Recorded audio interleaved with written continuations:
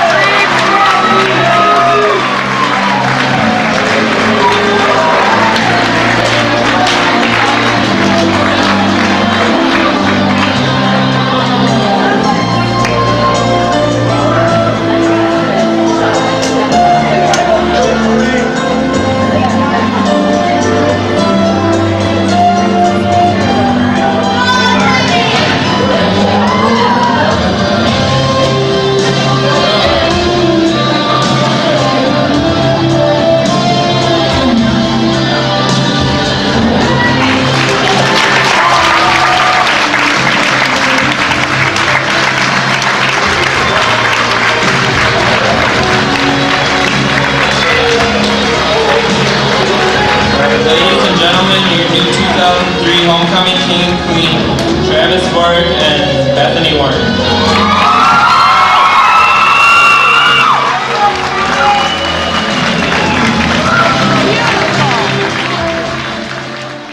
This is Danielle Pausine, and this is Shannon Murphy. Brian Greiner.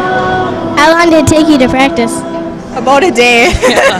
How did you pick the theme for this homecoming? Last year the student council voted on a few choices and then the student body chose it. Yeah.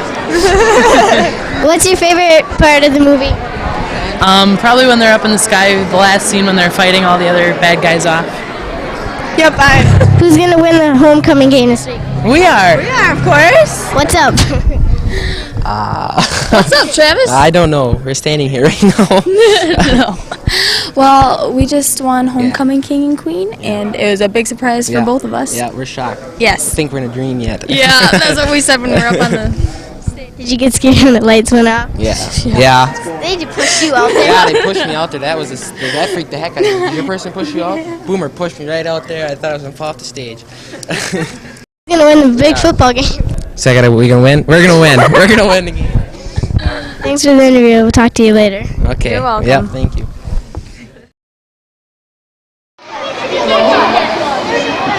Hi, everybody. Hi. Are you guys excited for homecoming this year?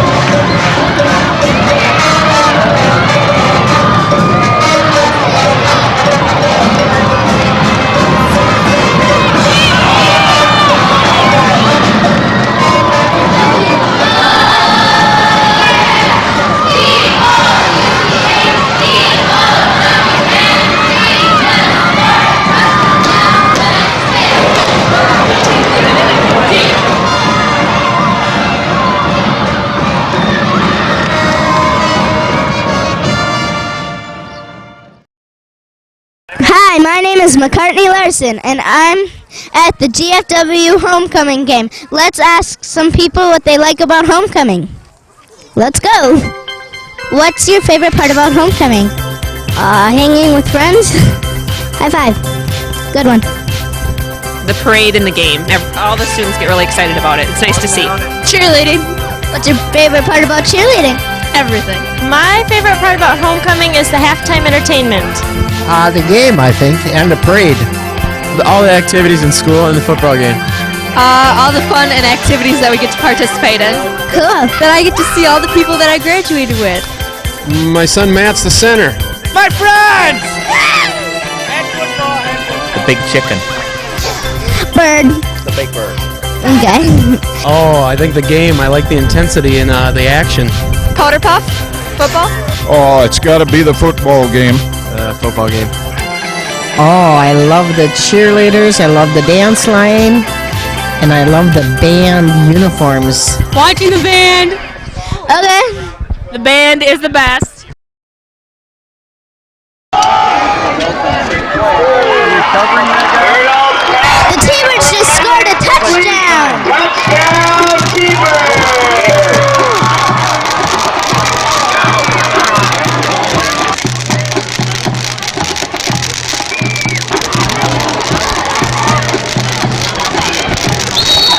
The extra point is good!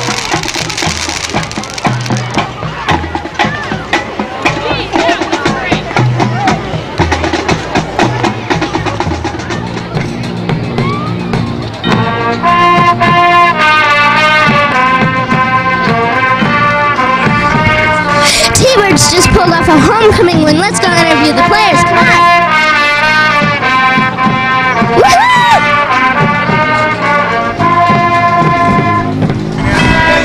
Hey, what's your name? Travis Forward. Aren't you the homecoming king? Yeah, I'm the homecoming king. Who's the queen? Bethany Werner. Yeah.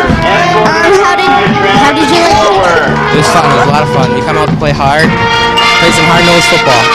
Yeah. Well, thanks. Bye.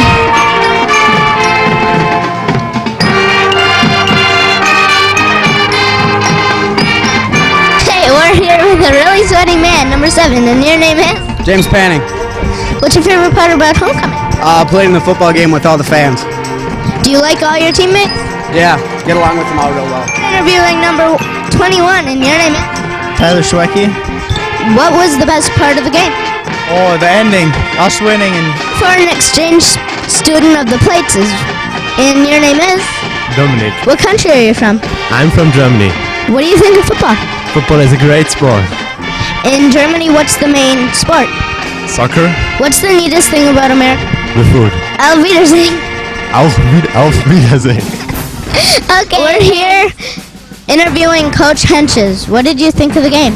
Well, obviously we like the end result, but more importantly, I'm real happy with how the boys played. They did a nice job. Are there any girls on the team? No, but we'll take them if they want to play, as long as they're hard-nosed. That's it for the 2003 GFW Homecoming game. We hope you enjoyed it. Bye. Hi, my name is Rachel Deming, and I am part of KGFW, and we are here at Taylor Corporation for interviewing Glen Taylor. And today my cameraman's gonna be Ray Forrest. Thank you, Ray. You're the man. Hi, I'm Rachel Deming reporting here at Taylor Corp for KGFW with Mr. Glen Taylor. And what city were you born in? I was born in the hospital at Springfield, Minnesota, which is not too far from where you live, Rachel, and I grew up on a farm over by Comfrey, Minnesota. Cool. What were some of the things you enjoyed doing as a child? I think my childhood was like most young people. I loved to play with my friends. I loved sports. So we played sports just about any time I could with my friends.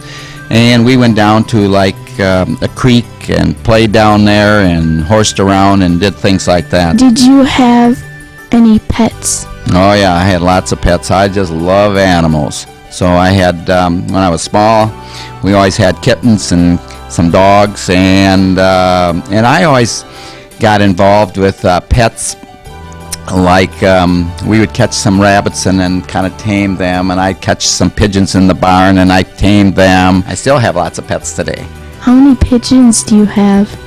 I have a special kind of a pigeon now. It's called rollers, and they're the goofiest pigeons. You let them go, and they fly in a circle. They go round and round, just this, and they do somersaults in the air. And we raise those, and I have right now 45 of them at my place in Mankato, and then out on the farm where we raise them as little ones and stuff like that. We have another 40 some out there that we're raising and stuff like that.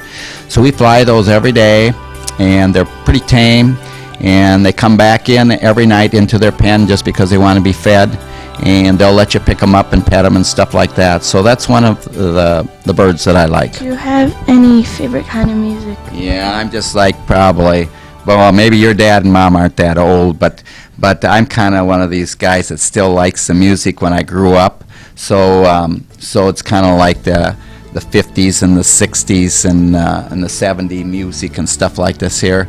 So I think I have tapes of that, and when I'm in the car, I play those songs that I remembered when I was younger and stuff like that. I think that when you sort of grow up, you like the music of that time. What goals did you set in your life?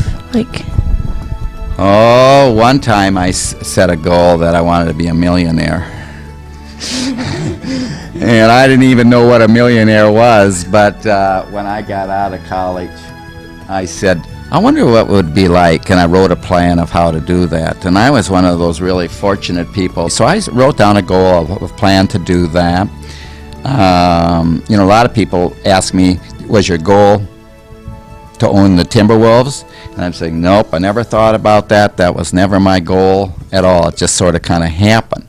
But probably my other goal was that to run a company and to be a leader. I always wanted to be the leader of some group. So I thought, when I went to school, I thought I was going to be a teacher.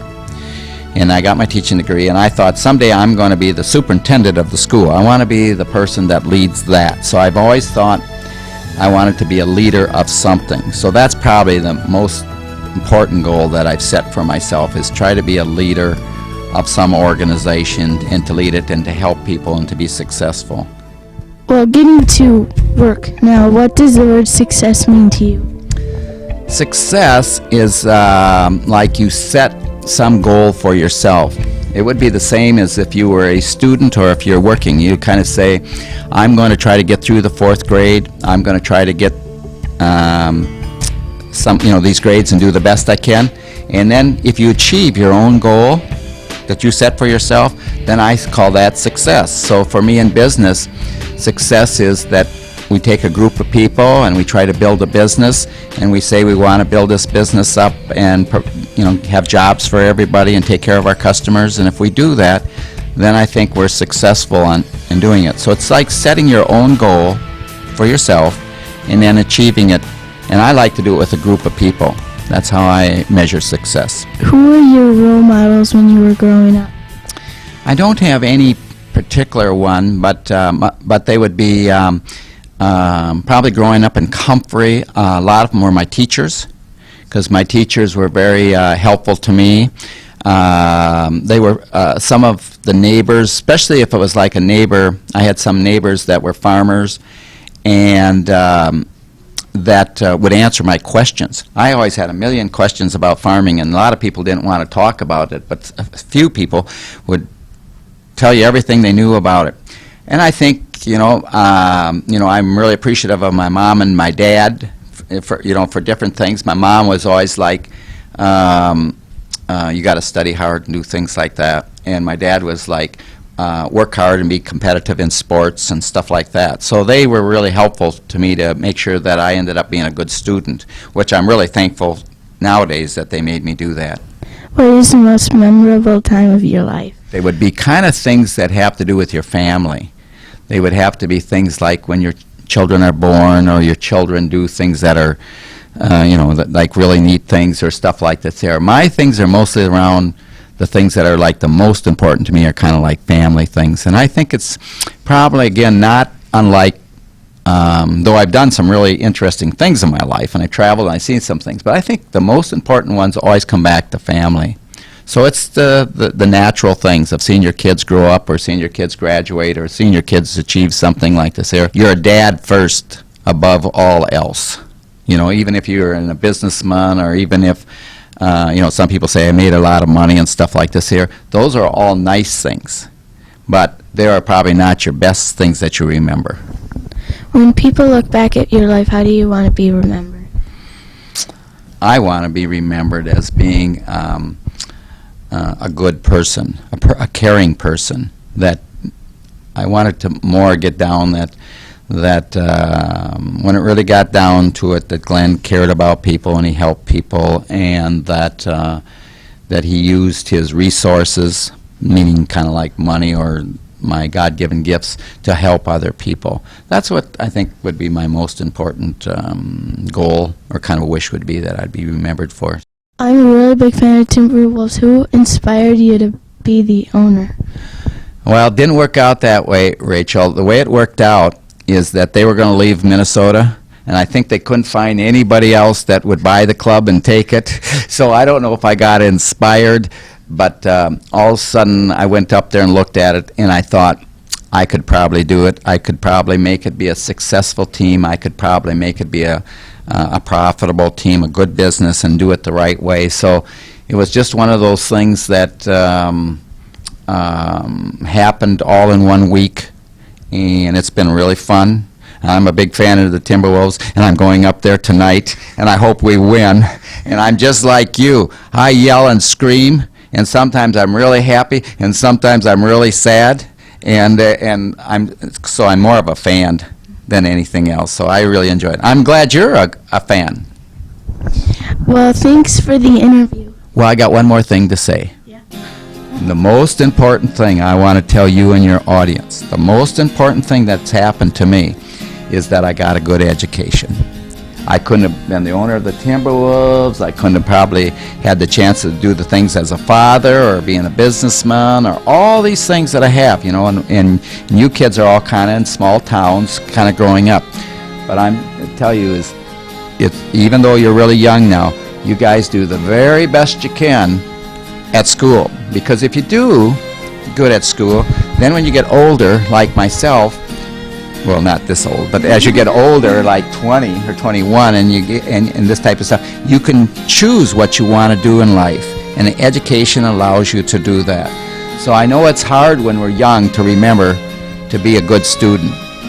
And what is a good student? A good student is somebody that just does the very best they can. It doesn't mean that you're perfect in everything, because none of us are perfect. But when you go to school, just remember to work hard, do the best you can, and that'll help you later in life. And I'm saying that's probably the one thing that I am so happy about, that I was able to get a good education.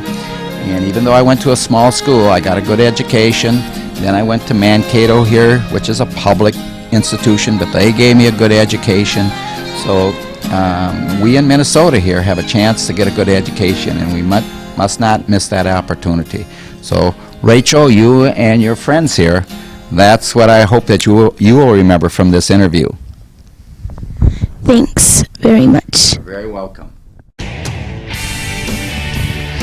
Hello, this is Kyler Ricky reporting for KGFW, and we are right in front of the KEEZ-FM radio station, and we are going to be interviewing Greg Travis from Z99. Let's go check it out. This is Kyler Ricky reporting for KGFW, and we are interviewing Greg Travis. How long have you been a DJ? I've been a DJ since 1991, so I think that'd be about, 12 or 13 years, something like that. Why are there so many Chinese restaurants in Mankato and no Italian ones? I don't know. Don't you think we need an Olive Garden or something here? That would be good, wouldn't it? Yeah. Pasta, lasagna, that bread, that bottomless salad bowl. It would be really good. I like Chinese. I eat a lot of Chinese, but yeah, we need Italian, don't we? Yeah. What books do you like to read? Ooh, I like, I wish I had more time to read, like books and that, but like every day when I get into work, I have to read like the newspaper, and I get on websites and read about what's going on in entertainment or in music or stuff like that. So I'm reading a lot of that stuff, and then I have a little 2-year-old son at home, so he takes up a lot of my time. So my books now that I read are like Curious George and stuff like that. It's not for me. Well, I like them too. What's the best part of your job? I don't know. There's a lot of fun things about it. I guess the part I like the best is the 4 hours when I'm on the air every morning, and having a partner to work with, and just kind of having fun together and playing music and talking about what's going on and what's going on in our lives. And it's just kind of fun. I like when people call up and request songs and ask us questions and do contests with us and stuff. So I think, doing the on-air shift is my favorite part of the job. What's the worst part of your job? What is the worst part of my job? Well, when you're in radio, you have to work a lot of weird hours sometimes when you're first starting out. Like I'm on in the morning now, but when I first started, I used to have to be on until like 1 o'clock or 2 o'clock in the morning. And I used to have to work every weekend, and I used to have to work all the holidays like Thanksgiving and Christmas. So that was kind of hard, I guess. You kind of got to work some weird hours. What are some things that you like doing as a kid? Well, when I was a kid, I had a very active imagination, if you can believe it or not. I think I still do. But so I used to pretend things a lot. I used to pretend to be like a garbage man or a minister, or I used to pretend to do radio too. I used to have my stereo set up in my bedroom, and I'd play songs and stuff, and I had a microphone just kind of like this one, and I'd talk into it and stuff, and I had my own little radio station going on. So I kind of like doing that, just imagining different things and playing with my friends. And I like sports a lot, so I played baseball and football a lot. So I like doing that stuff when I was a kid. Do you have any pets? Yes. Yep. I have a cat that we adopted from the Humane Society in Mankato, and we were taking care of it, and we were supposed to give it back. But we liked it too much. We kind of fell in love with the cat, so we named him Snuggles, because he used to always snuggle up with us, with my wife and me. And so we've had that cat about 4 years, and he's a big fat cat now because he eats all the table scraps that fall. So we have a cat. Now my wife wants to get a dog, but I'm not sure about that. So we're trying to decide on that one. Do you have any advice for me if I wanted to go on the radio? Well, you're getting some good practice right now. holding that microphone and asking people questions, that's good. Reading a lot is really good, and speaking, if you can practice speaking to other people, and you're doing that right now. And then knowing a lot about current events, about what's happening in the news or what's happening in sports or in entertainment. Practice those things and do real well in school. And maybe someday, if you live by a radio station, ask them if you can work there part-time and be willing to do anything and work whatever crazy hours they ask you to. And that's probably the best way to get into it. How do you know which buttons to press? Well, it looks pretty confusing, doesn't it? And now, when I got into radio, it didn't have anything to do with computers or anything. But now everything's all run by computer, all our music, and we can put our voices in there and make it sound like we're on the radio. And you just kind of learn it as you go along. You learn a few of the basics, and then you keep kind of adding to it, and new stuff comes out. You learn how that works. And, and if you don't know, you just ask, and other people know and show you and kind of teach you. And it's good to ask questions because you learn a lot. You learn how a lot of different stuff works. Do you have a favorite kind of music that you listen to? Well, I like all kinds of music, though. I like the music we play, and I like country music. I like older music like Frank Sinatra or Elvis or Beach Boys, stuff like that. When I'm at home, I listen to a little bit of everything. My wife and my cat and my son never know what's going to come on when I turn something on. I like it all. Who's your role model when you were growing up? I was such a sports nut, that it was usually sports people. And so, I'm from Minnesota my whole life, so I liked all the Twins players and Vikings players and hockey players. And so I guess my role models were the people on those teams that I liked, and like Harmon Killebrew and Kirby Puckett and Tony Oliva and those guys. Those are kind of my heroes when I was growing up. What does the word success mean to you? I think the word success means that you're accomplishing what you set out to do. And I think, when you have a goal and you set out to achieve it, and then you work really hard to do it, and then at the end you do what you set out to do, I think that's a good definition of success. When people look back at your life, how do you want to be remembered? Well, I guess I want to be remembered professionally as someone that people enjoyed listening to, and maybe had a couple of laughs or two while they were listening to my show. And then I guess as a person, I want to be known as a good son and a good father and a good husband and a good brother. And I just want people to think that I was a kind person. Thank you for your interview. Well, thank you for coming. I'm glad I could talk to you. Thanks very much.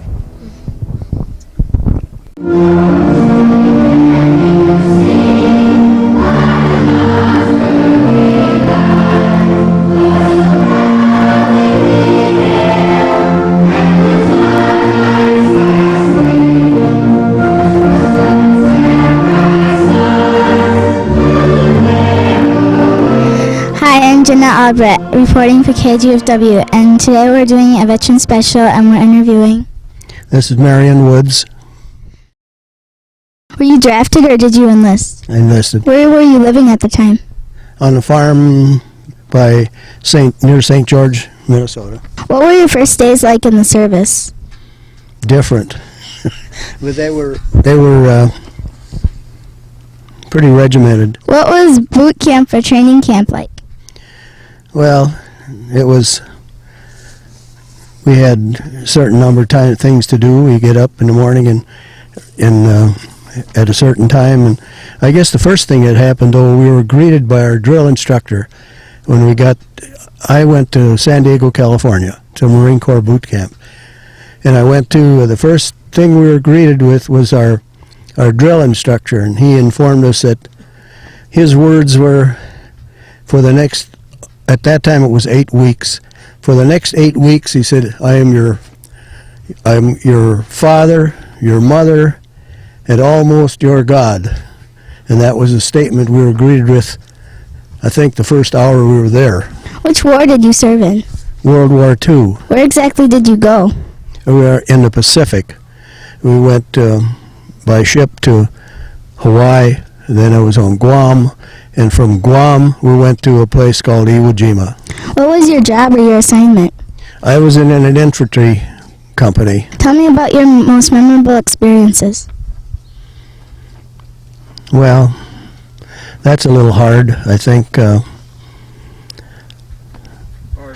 when you, by the landing at that time was, it was a totally different place.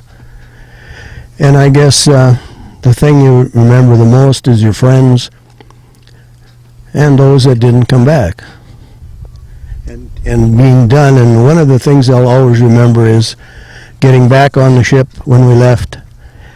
And first, in our chow line, we got back and just in time to eat, and the first person in line serving was a Navy lieutenant on a troop ship. What was the food like? I didn't find it that bad. We were fed better overseas than we were in the States, I think. And but there are some things, anybody that's been in the service, I think there's some things that even after 30-some days or 40 days that I can think of some things I didn't eat. Like when we have canned hash and potatoes, and some of that stuff I couldn't eat. I ate the crackers and the chocolate bar that was in there and drank water. How did you stay in touch with your family? We wrote with a thing they called V-mail at that time. You know, you wrote on a real small piece of paper, and it was done by like a film, and it was sent back because it took so much less space. And then when we were stationed, we always went back to Guam. We left Guam and went to Ewan, went back to Guam, and then that's the only time you'd get mail. We didn't have mail. I remember writing a letter while we were on Iwo Jima because my birthday was on while we were there, and I don't know if the folks ever got that letter. I don't remember hearing, but I did write. Is there anything you would like to add that we haven't covered? Well, the one thing that I really pretty much enjoyed was after the war ended, we had been in training, and we went to different islands to evacuate Japanese, and then we were shipped just before Christmas time. We were shipped to China, and I spent from December to August in China, and that was really different. Thank you for sharing your recollections. Thank you. This is Jenna Albert reporting for KGFW, and we're doing a Veterans Day special, and we're interviewing Ron Treblehorn. Charlie Schiller. Were you drafted or did you enlist? I enlisted. I was drafted. Where were you living at the time? On a farm in Winthrop. I was living on a farm also near Winthrop. What were your first days like in the service? Scary. They were very early mornings and a lot of work. What was boot camp like? Oh, very rigorous work. Continuous from sunup to sundown training. A lot of training and learning how not to talk back to the drill sergeant. Which wars did you serve in? I was in Vietnam. I was also in Vietnam. Where exactly did you go? I guess I was in around the Central Highlands in Vietnam. I was at a place called Long Binh, Vietnam, which is about 20 miles north of Saigon, which is now called Ho Chi Minh City. What were your jobs? I was platoon sergeant and in charge of 13 bulldozers, and we cleared jungle. I was actually a mechanic. I was what they call a wheel and track mechanic, fixing, tanks and trucks. Do you have any memorable experiences? Very many. I guess I wouldn't like to comment on some of them, but the one of them, I guess, was when we landed in the country. We were the first ones to land at a new airstrip, and it seemed like the plane just fell out of the sky to land because they landed and went on to go again. They virtually threw us out of the plane so they could take off again. Oh, I have, a lot of memorable experiences. When I first got to Vietnam, when you come to the edge of the plane, you get off the plane, it's so hot that you have to take a second breath because it was so hot. And, you have a lot of experiences of meeting people from all over the United States, and make friends from everywhere. So it's a lot of good experiences that way. How did you stay in touch with your family? Oh, we wrote letters. The mail was pretty slow, but if I remember right, I think it took about 2 weeks for a letter to go one way, and that was basically the only way we had to contact with family. We also wrote letters back and forth, and one thing I did have, I was able to even get a subscription of the paper sent to me from my hometown of Winthrop, and so you could kind of keep in touch with what was going on around town all the time, or while you were gone. And it was kind of very interesting to see what was always going on. Do you recall the day your service ended? Oh yeah, it was a pretty joyous day. Yes, I can also remember when we left Vietnam. Everybody was really in a happy mood, and we were getting on the plane and stuff, and the plane taxied down to the end of the runway and was taking off, and everybody was hollering, "Go, go, go!" As soon as it left the ground, everybody just went crazy, really cheered. Did you meet a lot of friends while you were in service? Oh yes, probably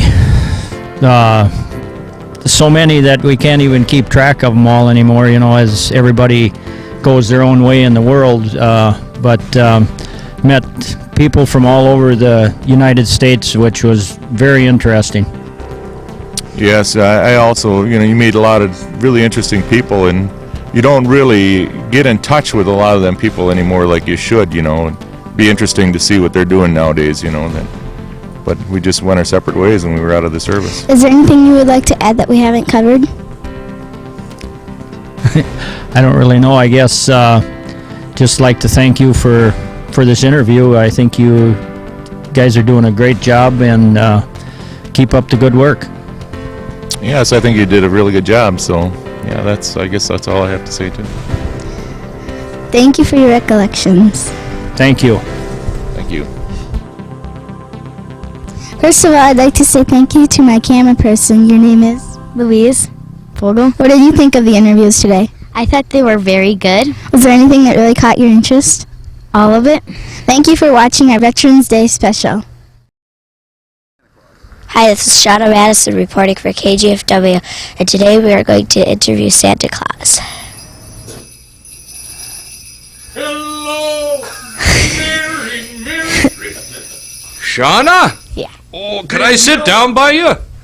All right. Oh, my. Oh, here. So how was your trip from the North Pole? Oh, it was just fine. Oh, a little cloudy out this morning. We had to use Rudolph's nose.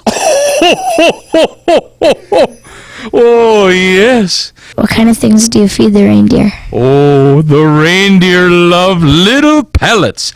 Little pellets we get down here by Gibbon, Minnesota, from the co-op over here, the South Central Co-op. Oh, yes, Margaret takes good care of me over there. That's the manager there, Margaret. Oh, yes, it's got some oats in it and some protein. Oh, they like that. What kind of things do you eat for breakfast to get ready for a day like this?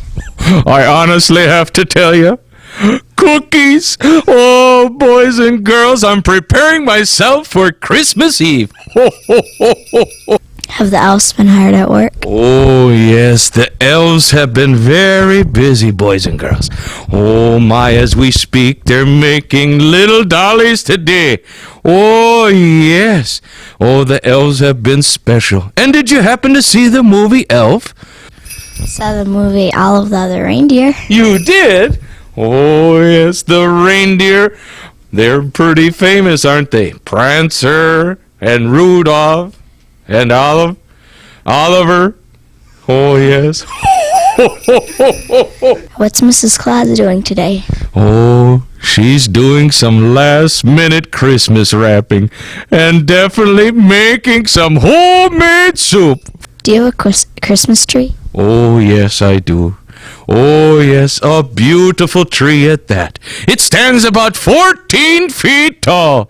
It is the tallest tree at the North Pole. I know that you're really busy in the wintertime, but what do you do in the spring and the summer? In the spring and the summer. Oh, in the springtime, I'm in training. As you can see how physically fit I'm in. Oh, yes, they worked me out, them elves. Constantly got me working on the treadmill to keep the ticker going. Oh, yes. And in the summer, well, it's a little R&R, if you know what I mean. A little rest and relaxation, preparing myself for the big day. Oh, yes. That takes up all my time. Do you have a busy day planned? Oh, yes, I do. I'm here in Gibbon, Minnesota today. I'm going to be down at the community center from 10 until 12. Oh, and then I've got a couple house visits. And then I'm off to Winthrop, Minnesota. Oh, yes. Say, before we go, what would you like for Christmas this year? Computer. A computer? Ho, ho, ho. Now that's a mighty big order. I'm sure there's a lot of children at GFW that would love computers for Christmas. Do you have a computer? Oh, yes. Oh, yes. I am updated on modern technology. But they all say I should get rid of Rudolph for those GPSs. But oh no, Rudolph, he knows the way. He knows everything. I rely a lot on Rudolph.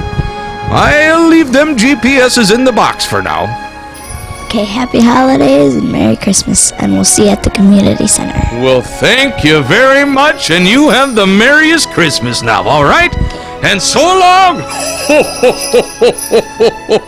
Bye now.